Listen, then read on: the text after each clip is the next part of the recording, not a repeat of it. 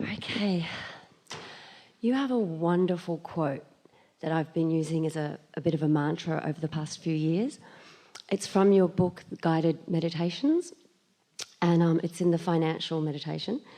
It's Every word in that book has been specifically and precisely presented with vibrational accuracy, perfection. Wonderful. I love it, and I feel it. Yeah. So the quote is that abundance expands proportionately to match desire. And Yeah. I do believe that, and I feel like I've been having it in the forefront of my mind on a pretty much daily basis, and I say it often throughout the day. There's no problem at all or question about what you've asked for and how big it is. This is the supply and demand thing that we were talking about earlier. The desire is the demand and the belief is the supply.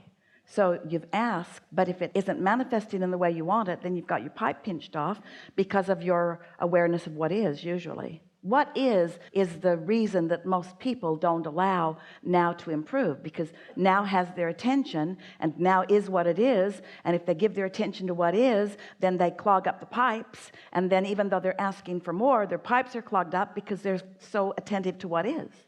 So you have to get a little creative by not being so realistic about what is, or by seeing what is as really temporary when it doesn't feel temporary. Well, you're calling it temporary, but I've been in financial difficulties for 25 years, Abraham. That doesn't seem so temporary. And we say, well, it would have been temporary 25 years ago if you hadn't regurgitated it that year and the next year and the next year and the next year and the next year. You keep updating it. So you have a question? Because we know you know all of that. Yes, and I think what's because I've been living it and I've really been honouring it, and it's been working. I think what's happened just recently is this year there's a few very big projects. Like, it was going along vibrationally little by little by little. But here's the thing. You're making a wrong assumption. That would be like Esther making the assumption that the fire feature is asking for too much gas. That's the wrong assumption. The problem is the supply isn't giving the fire feature the gas it wants. Are you hearing it? So what do humans think? Well, my fire feature is greedy. I shouldn't be asking for that much gas. I better just cap that off and never turn that on again. Well, is the problem the desire, or is the problem the supply? I think I'm letting other people's opinions to get in. Like, I know that my abundance expands proportionally to match desire. Other people's opinion, like what? Well, just because the desires are big, you have someone's opinion say, oh, really? That's, are you sure you want to do that? That's like going to be a lot of money. Send them to Esther at the Spurs game. She'll have a talk with them. Okay. Tell that terrible story about your own life, but leave me out of it. Tell that story of deprivation to anybody that will listen. I'm just not going to be one of them. Practice depriving yourself of the things that are naturally flowing to you if you want to, but leave me out of that equation, because I believe that energy streams to whatever desire is there. And why would I pinch myself off from the flow? Why would I ask the universe to not expand in this way when the existence of the universe is all about expansion? Why would I say, yeah, universe should expand, but it shouldn't give me more? What? This is either an expanding universe or it's a shrinking universe. Which is it? It's expanding. And how does it expand? You live life and you ask for things. And it's only people who have pinched off their supply that think you should too. Here's a really good rule of thumb. Whenever somebody is giving you advice, just ask yourself, is this a happy person that I'm listening to?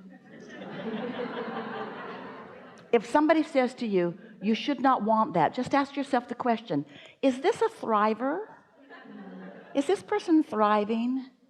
And your answer is right there. No, this person's trying to teach me deprivation, because this person is living deprivation and wanting to justify their own deprivation by encouraging me to be deprived too. Wonder what my inner being thinks about that. Oh, I can tell by the knot in my stomach what my inner being thinks about this. really, when you think about it, if it were wrong for you to expand, would you have bothered to come? If it were wrong for you to expand, would you live in a universe that's all about expansion? There's no shrinking of anything. There's no regression.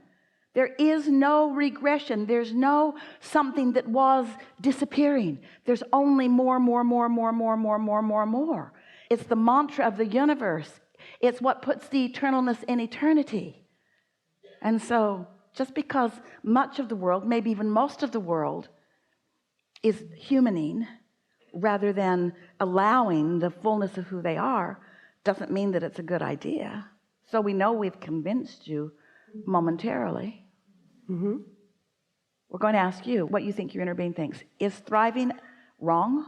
No. Is thriving natural? Yes. Do you have an assignment about how much you should or should not thrive? No. Is your own life the reason that you decide about the thriving that you are choosing? Do you get to choose it moment by moment? Yes. Are there times that you might choose more than other times? Yep. In every case, are you thriving, or in every case, are you not thriving? Thriving. Is energy always flowing through you? Yes. Does it flow because of desire that you have set into motion? Yes. Does it flow only because of desire that you've set into motion, or is there another factor? I would say only because I've desire that is set into motion. Well, you're calling for it with your desire, but does it flow only because of your desire, or is there another factor? Well, it flows anyway. Does it flow only because there's desire, or is there another factor? Is your desire the only factor, or is there another factor? Your belief is a great big factor. So if you desire something that you don't believe, you've got the valve shut off and your pipes are howling and the fire feature is dark. Is there enough gas? Yeah. Esther called up City Public Service. Do you have enough gas for me? Is there any possible way that I could use more gas than you want me to use? Is there a limit of how much gas I can use?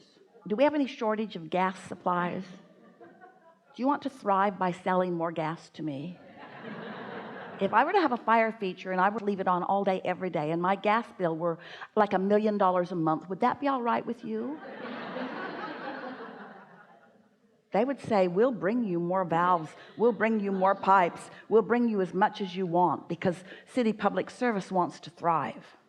Absolutely. You see. So where do you get your shortage consciousness? Yeah, it's silly.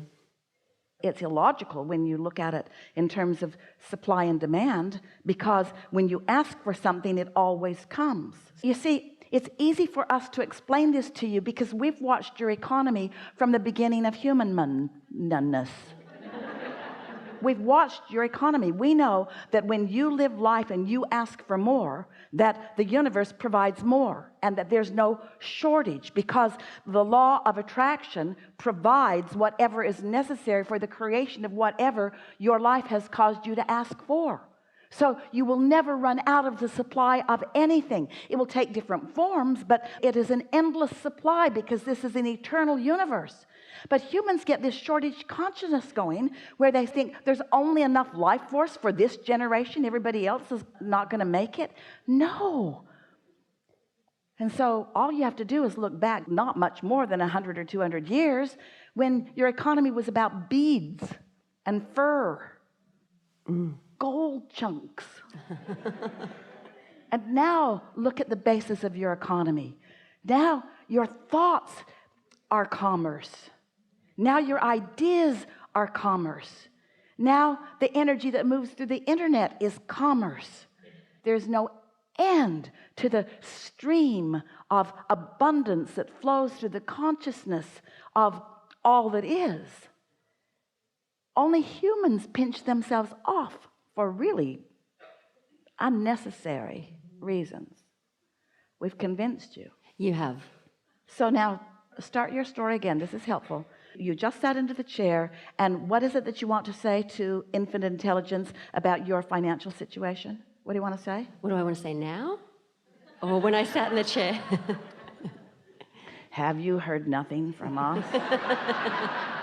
If there's ever anything that you will know about us, is that we want you to be as present in the now as you can be. Yes. So what would you like to say about your financial, what do you know about it? That abundance expands proportionately to match desires. I have more confidence in that now than ever. Is there another factor? Yes, my belief. Is that factor adjustable? Yes. Yes. How do I know it needs to be adjusted? I'm worried about money. I'm jealous about money. I don't have enough money. I don't feel good about money, or I don't have enough money. So what does an adjustment to a closed valve feel like? Put yourself there. The gas is being summoned, the valve is closed, and the pipes are doing this, water pipes too. So what happens when the valve is open? The flow and relief. Relief. Good to know. Enough? I love it. Yes, absolutely. Yeah. Fabulous. Yeah. Thank you.